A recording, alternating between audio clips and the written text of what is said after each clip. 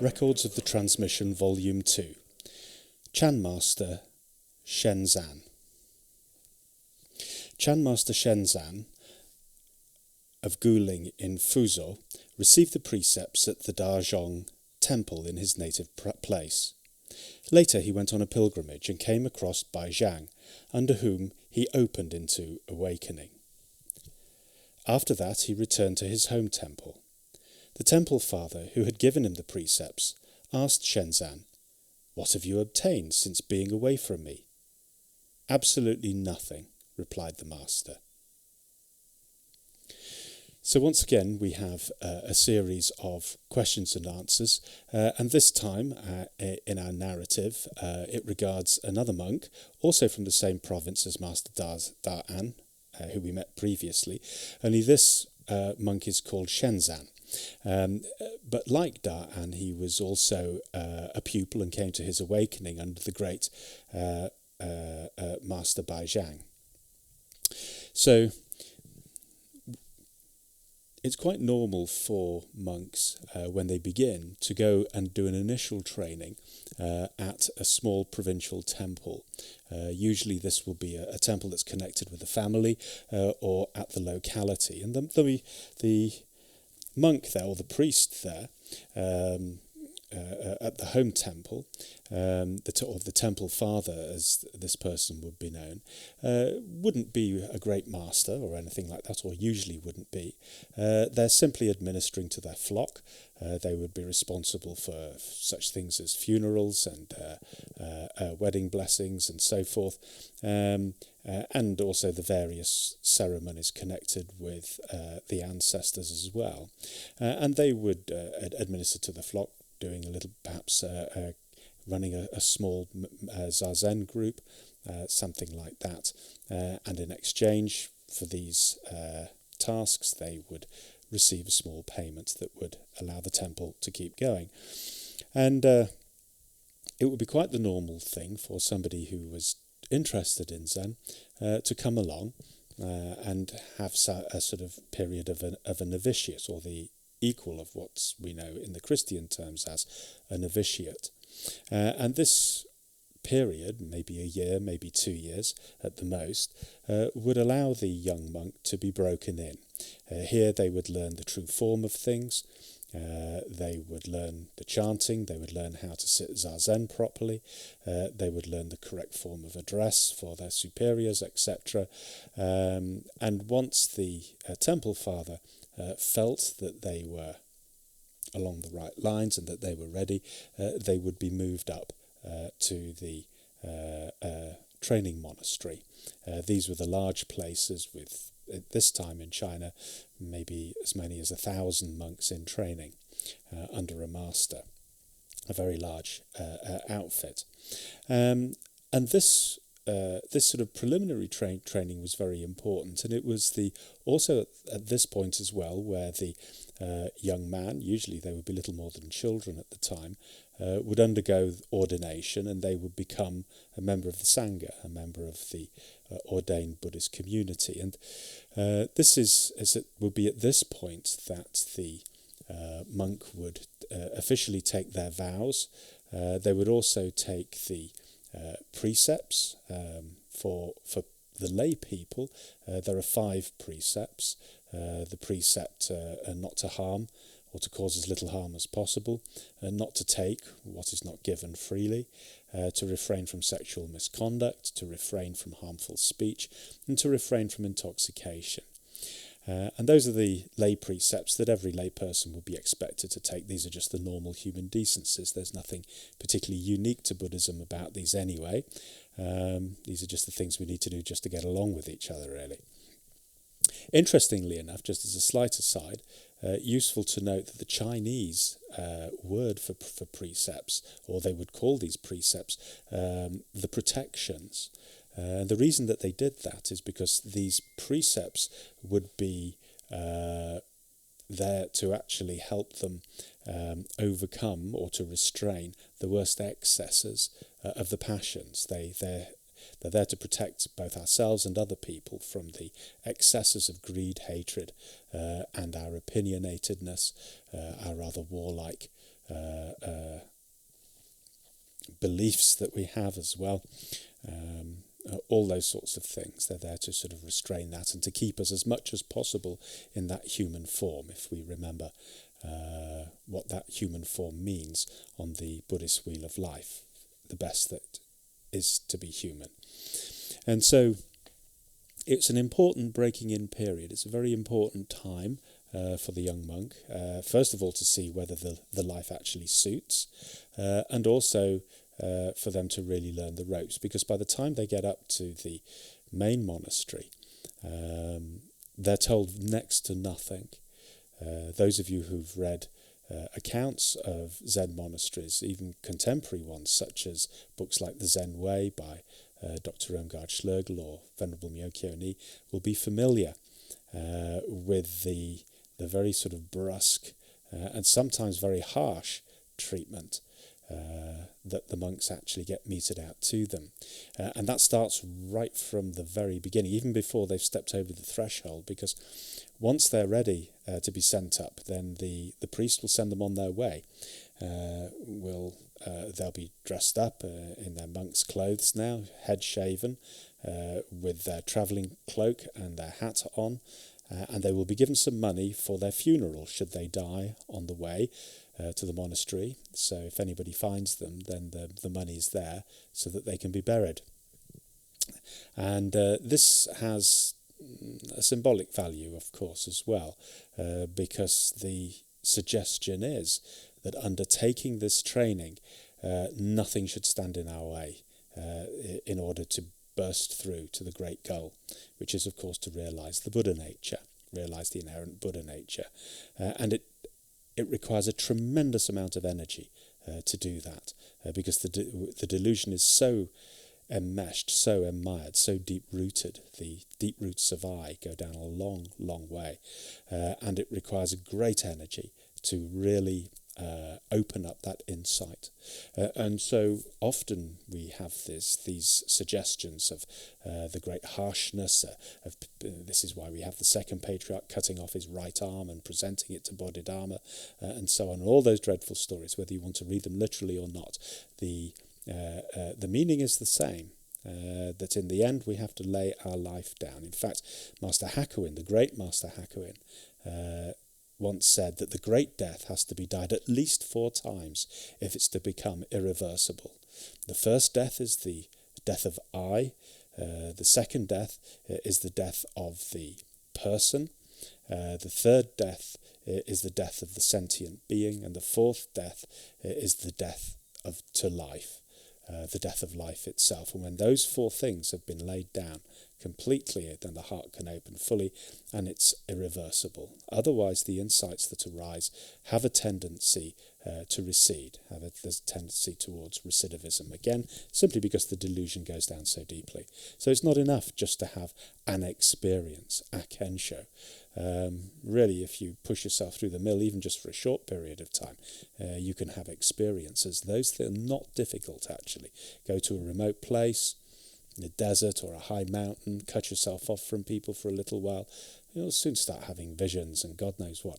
But when you come back down into the hoi polloi, into the ordinary dustiness of the marketplace, those things scatter, those things leave us. Anybody who's been on a retreat, for example, for any period of time will know this. You can have a truly profound insight at a retreat, on a silent retreat, for example. But then back in your ordinary life, after maybe less than a week, a lot of it seems to have dissipated. There may be some of it left, but that threat is always there. So it's a very energetic thing, and this is why the monks, when they go up, they have to do that entrance begging, which can take up to 3 days.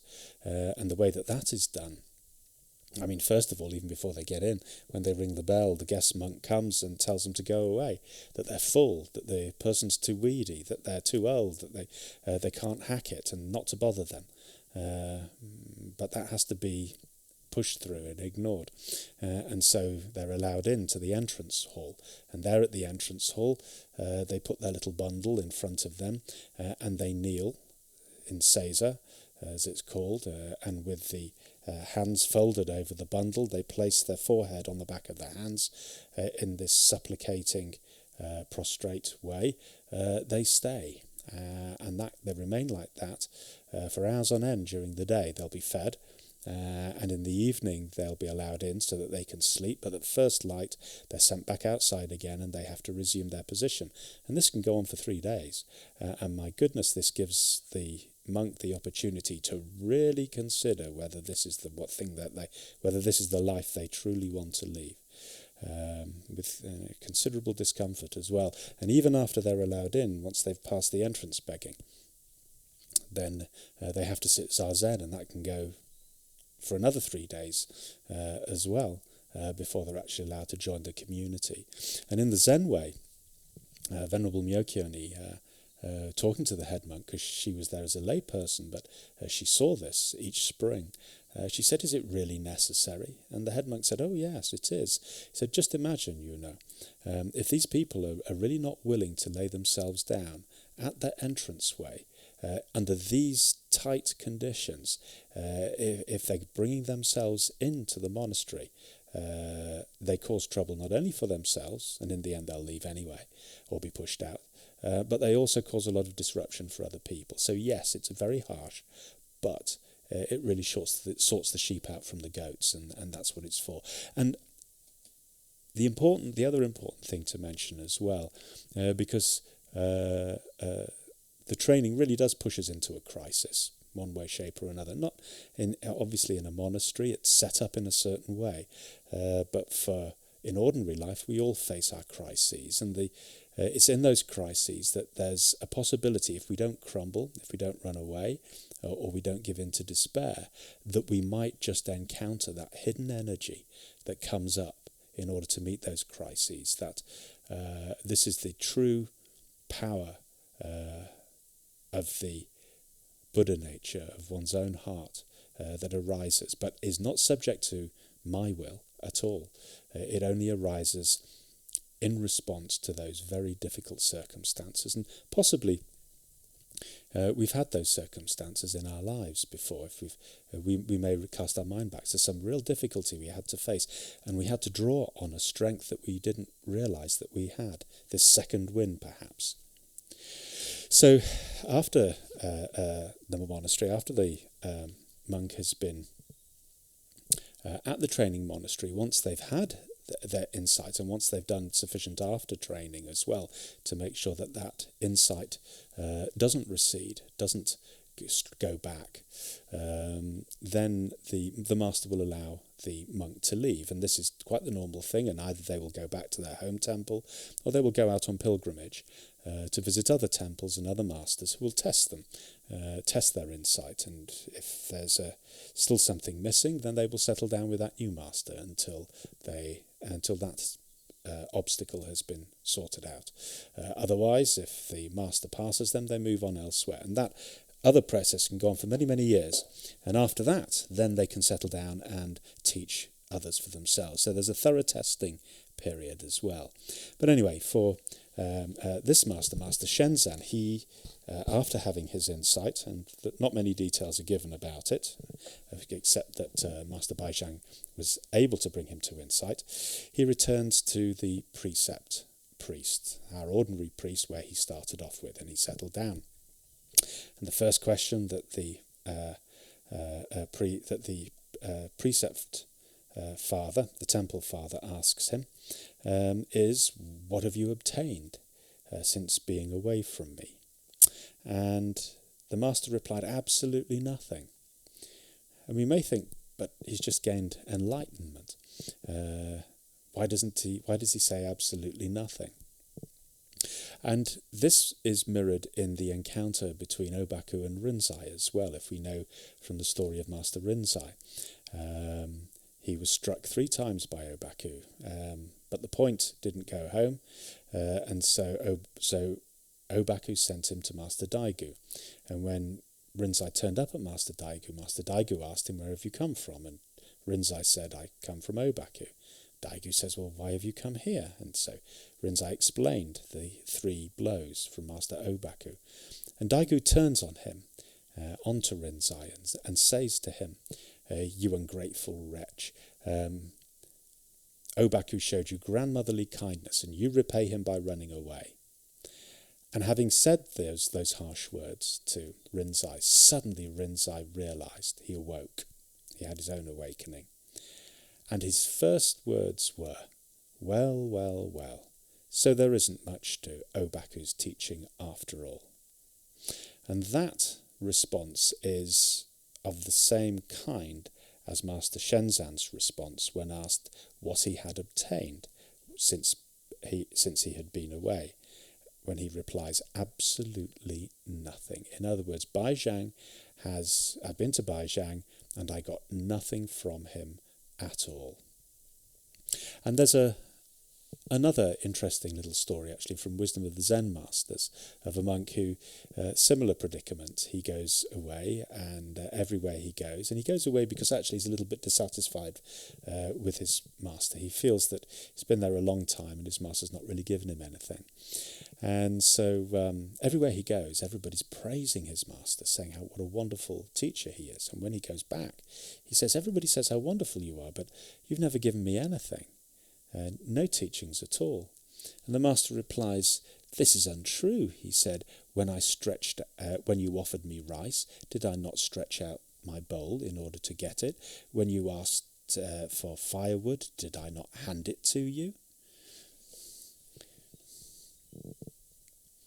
So we have to remember this is Zen. The real teachings are not transmitted in words. But it goes deeper than that as well. It goes back to the words of the Buddha on his awakening, the Mahayana Sutra, when he said how wonderful, how miraculous, all beings are fully endowed with the Buddha nature. But sadly, because of their sticky attachments, human beings are not aware of it. And it's this not aware of it that's the important thing. Because no Buddha, no Bodhisattva, no master, no patriarch, no matter how good, no matter how powerful, no matter how clear with their own sight, can give that insight to somebody else at all. And it's rather, in a way, like these words that are being spoken now.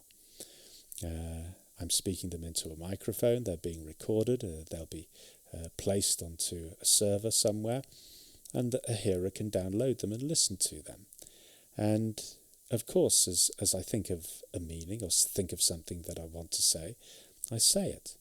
But the truth is, if we were to ask ourselves, what is it that's actually being transmitted? Am I actually giving you anything with these words? Materially, is anything actually being passed over? Because there's no direct connection between, me sitting here, talking into this microphone, and you listening. Whether through headphones or whether through speakers doesn't really matter. There's no direct connection at all. So what is being transmitted from my mind into yours? And yet no one doubts that as I speak these sentences that you can at least understand the words that I'm saying. And the reason that can take place is not because something is moving from me to you. In other words, you're not getting anything from me. I'm not sending anything to you. All that's happening is that because we both speak the same language, as I say these words, they evoke their meaning in your own heart, simultaneously as you're hearing them. And it doesn't even have to be at the same time, because obviously I'm saying these words now. No one's listening to these words. You're listening to them some point after I've spoken them. Doesn't even need me to say them at all. So there's nothing that I'm giving you. When we speak to each other, when we listen and understand, there is just that simultaneousness of arising of meaning in both hearts. This is what's known as the mingling of eyebrows, or the transmission heart to heart. And this is something that Chinese Buddhism is very strong on, indeed. We cannot give one thing to another, or certainly not when it comes to the Dharma, because the Dharma is equal and even in all places at all times. We either see it or we don't. If someone points our attention to it, it's not that they've given it to us in rather the same way. If someone points out the moon to me in the sky, that person hasn't given me the moon. They've merely pointed at it. And I followed the finger and looked up where the finger was pointing, and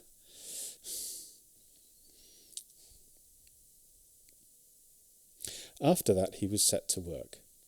One day, as the temple father was taking a bath, he had the master scrub him, and the master obviously is Shenzhen. The master slapped his back and said, "A fine place for a Buddha temple. But the Buddha is not a sage." The temple father turned round and looked at him. The master added, "Although the Buddha is not a sage, he can still emit light." And this is really a reminder of what we've just said. Slapping his back, in other words, in this very fathom-long body, as the Buddha put it in the Pali Canon, it's a very fine place for a Buddha temple. And of course, what do we find in a Buddha temple? Well, we find the Buddha, or a statue of the Buddha. And again, this is pointing to the Buddha nature. But the Buddha is not a sage, which means that he's not woken up yet. Or this particular Buddha. And there is a difference. I mean, the Buddha was very clear that the Buddha nature of a Buddha and the Buddha nature of the most deluded being, sentient being, is no different at all. This is what it means, that all beings are fully and completely endowed with the wisdom and power of the Buddha nature. And it's rather like another famous Japanese Zen master, Master Bankei. One day, another temple priest told him off and said, "Look, you have sleepy monks here sitting on zazen on their cushions, and you have a keisaku on the altar, but you never use the keisaku on them." And the keisaku, for those who don't know, it's a stick that sits on the altar with a flattened end, and it's carried round, usually by the jikijitsu, and it's used to prod or whack someone who's sleeping during zazen to wake them up. It's called the Sword of Manjushri. The Sword of Manjushri. Manjushri is the Bodhisattva, Mahasattva of wisdom, and he's always pictured holding aloft a flaming sword, and this sword cuts through the bonds of delusion, and the keisaku, the wooden sword, also cuts through the bonds of sleepiness and inattentiveness as well. Anyway, so Bankei, the great master Bankei, was told off for not using it. And Bankei responded, "Look, sleeping or awake, they're all Buddhas anyway." And this is perfectly true. However, we have to be clear that a Buddha who realizes his own Buddha nature or Buddhahood, and a Buddha who thinks he's not a Buddha but an ordinary sentient being, and different to everyone else, and separate from everyone else, these are two different things. We have to differentiate between those two. One is a sage, the other isn't, even though they're both maybe fully equipped with a Buddha nature. So, and it's interesting as well that he says a fine place for a Buddha temple, pointing to this fathom-long body, because actually the body is extremely important in Buddhism. It's always, and perhaps for us in the West, this is a little bit difficult to really understand. We often confuse spirituality with some kind of mental thing, mental experiences, some kind of understanding, conceptual understanding. But actually the body itself has a terrific wisdom, and unless our training takes into account a training with the body, then it doesn't work. And certainly in Zen, and certainly in Buddhism actually, there's always the practice with the body, usually some form of restraint or training or discipline with that, because once that form has been trained in and we give ourselves wholeheartedly into that form, then we can become aware of the presence of the Buddha nature as it transforms from moment to moment, going from this circumstance to that circumstance in a smooth way. It's only when I stop, rather like the centipede who was asked by the frog, which leg do you move first, that we become self-conscious and we begin to doubt. And this is the skeptical doubt, one of the 5 hindrances, and then the frog gobbles us up. However, the master said, although the Buddha is not a sage, he can still emit light. And that light, of course, is what Buddhas do. This reminds us of the analogy that the Buddha himself used about himself when he talked about the inexhaustible lamp, which can light 1,000 other lamps without any diminishment of its own light. And so he's offering a compliment to the Temple Father. Yes, you haven't awoken yourself, but you still emit light. You still act as a guide and offer that guidance for others. And that's a true thing. And of course it is a true thing. And because a little bit Zen, certainly in the 50s and 60s, when Zen came west, a lot of people were interested in the sort of iconoclastic side of Zen. You know, if you meet the Buddha, kill the Buddha, and Master Tankaru burns a Buddha image and all that sort of thing. And people thought, oh, great, we can throw away all these sort of doctrinal stuff. We don't need it. But this is wrong, because the Buddha spent 45 years expounding the Buddha's teachings. He didn't do it for nothing. I mean, this is the Buddha we're talking about. Are we really saying to the Buddha, you wasted your time? No. He didn't waste his time. That framework is very necessary. However, as Bodhidharma said in his verse that's ascribed to him, a special transmission outside the teachings, not dependent on words and phrases. Yes, it's not dependent on words and phrases, but the words and phrases are useful. They're a skillful means, and they help us. And they emit their own light. They lead us. They are the pointing finger. On another day, the Temple Father was reading a sutra by the window when a wasp was trying to get out through the paper window. The master, looking at it, said, "The mundane world is so vast, and still it doesn't want to leave. It could bore the paper until the cows come home, without wishing to escape." The Temple Father put down the sutra and asked, "Who did you come across on your pilgrimage, that you come out with things so completely different from before?" And this is really what's known as the robber meets the robber. When two robbers meet each other, even in the darkest period of night, they both know each other. It's an old Zen saying. The Temple Father knows that Shenzan, his young monk, is not the same as he was before. Something really genuine has happened now, having just come out with that. That poor little wasp. And the wasp reminds us of the animal realm on the Wheel of Life, because the animal realm, which is often shown opposite the human realm, which is in the upper half of the wheel, the animals are in the lower half of the wheels, one of the 3 lower realms as they're called, with the hells and the hungry ghosts, is a very pitiful realm because it represents ignorance. Animals have an instinctual nature that is very useful and very helpful, but a lot of those instincts are bound. They're purely inherited, and they don't change or adapt according to circumstances. And wasps and insects, flies, for example, are the same with those big compound eyes. If they fly into a darkened room, then they will tend to buzz around and then fly back towards the light. And if you have a pane of glass, or in this case it's a thin paper, the light shines through it, and so they have to fly towards the light.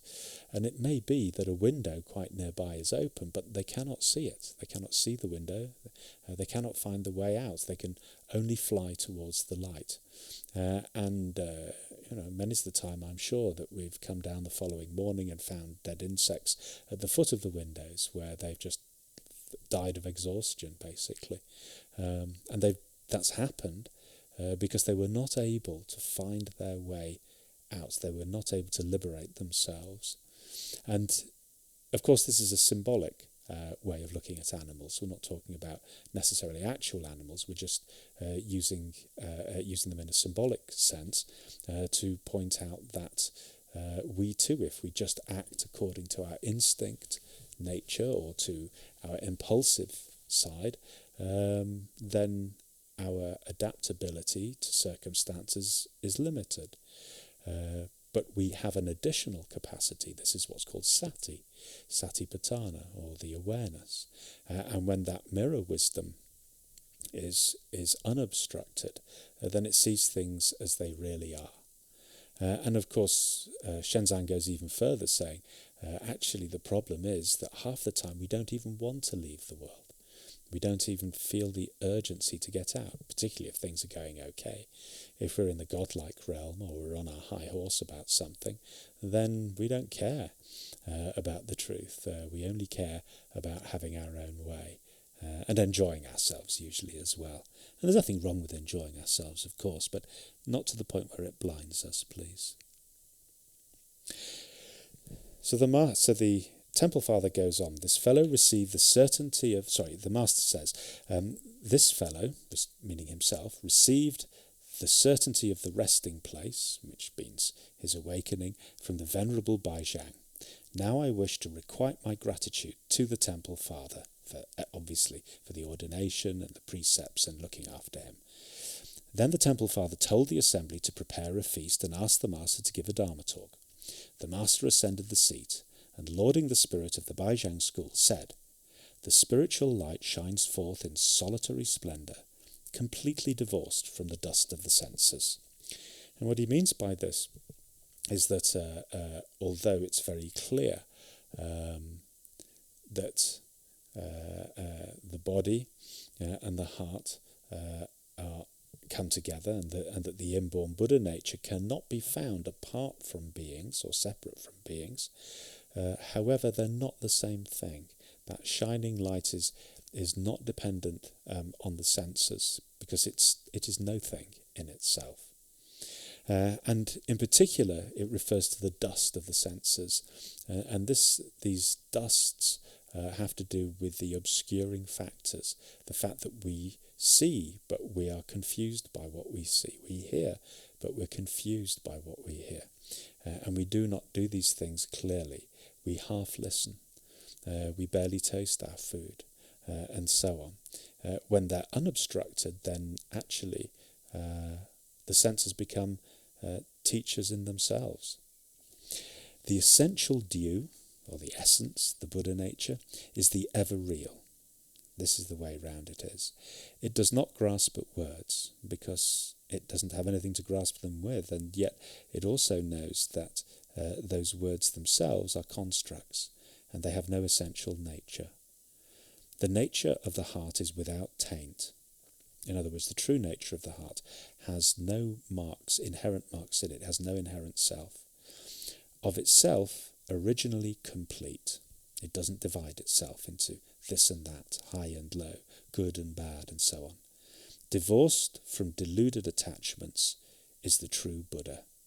The Temple Father, under the impact of these words, experienced awakening, saying, "How could such an old man come to hear of the ultimate principle?" High praise indeed. And of course, with that opening up of the heart, not only the clarity of seeing, but also the warmth of heart as well, which is very important. The wisdom and the compassion always go together.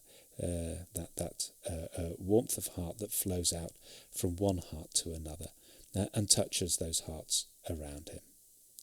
Okay, well, with that, I think we can leave it there.